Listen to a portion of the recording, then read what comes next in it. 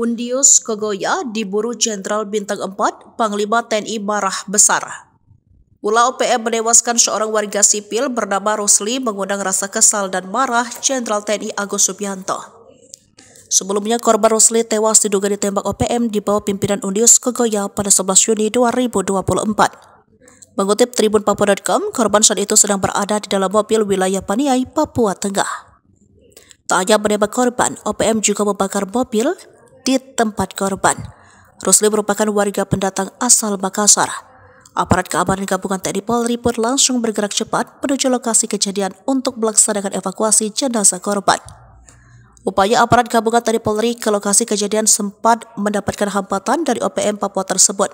Mereka menembaki aparat gabungan TNI Polri yang berusaha beringsek masuk ke lokasi pembantaian seorang warga sipil tersebut.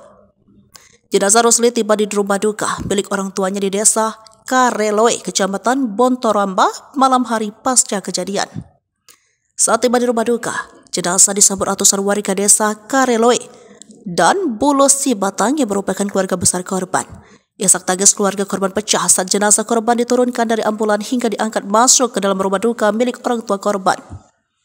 Akan kejadian tersebut, Panglima TNI Jenderal TNI Agus Subianto mengutuk keras ulah OPM.